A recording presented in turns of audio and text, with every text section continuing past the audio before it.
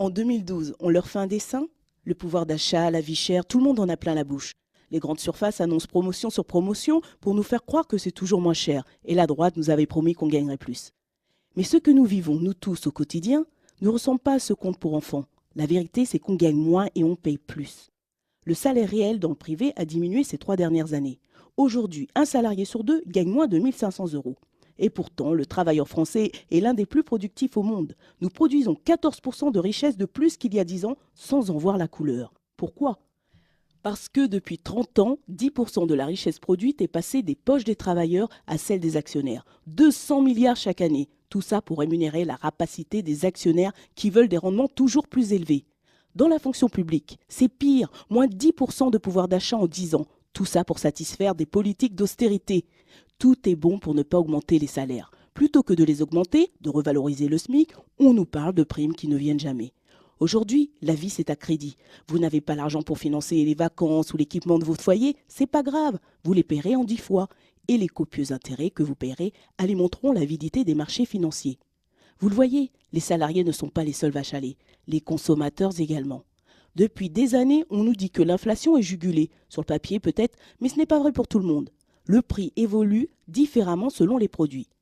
Plutôt à la baisse pour le high-tech, mais à la hausse pour les produits de première nécessité, l'alimentation, le logement ou l'essence. Or, ce sont justement ces dépenses qui pèsent le plus lourd pour les ménages les plus modestes. Une injustice de plus. La nouveauté est que l'inflation sur les biens de première nécessité n'est pas liée à une augmentation de salaire, puisqu'au contraire, il recule. D'où vient-elle alors? Il y a d'abord la spéculation, qui s'attaque aux produits alimentaires, aux matières premières, à l'immobilier et même à l'énergie. Le prix du gaz, par exemple, a augmenté de 60% depuis 2004. Il y a ensuite l'exigence folle d'une rentabilité à 2 chiffres pour les actionnaires qui conduit les entreprises à augmenter leurs prix sans cesse.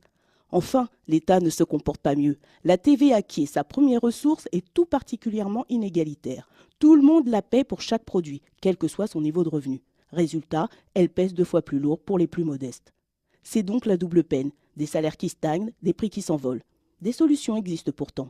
Nous proposons, pour les salariés, de fixer un écart maximum de 1 à 20 entre le salaire le plus haut et le plus bas dans une même entreprise avec un salaire maximum. Le SMIC sera porté à 1 600 euros net et l'ensemble des bas salaires seront réévalués. La retraite à 60 ans, à taux plein, sera rétablie. Pour les consommateurs, le prix des produits de première nécessité, de l'essence, de l'énergie seront bloqués. La politique du logement mise en œuvre permettra de plafonner le montant des loyers et des charges à 20% des revenus du locataire. Enfin, pour plus de justice, nous proposerons une grande réforme de la fiscalité pour taxer les plus hauts revenus.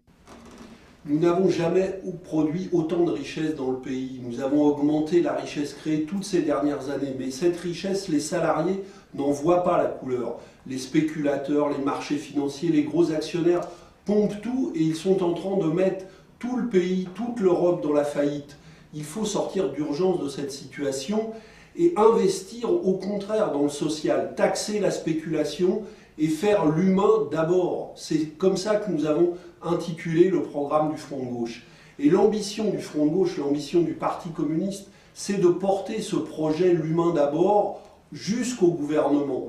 Le Front de gauche est un espace qui est ouvert à toutes celles et tous ceux qui veulent une alternative à Nicolas Sarkozy, qui soit une alternative de gauche, qui n'ait pas honte de ses valeurs, qui ose la solidarité et l'égalité contre l'égoïsme des marchés. Si nous nous rassemblons avec le Front de gauche, nous pouvons créer cette alternative tous ensemble.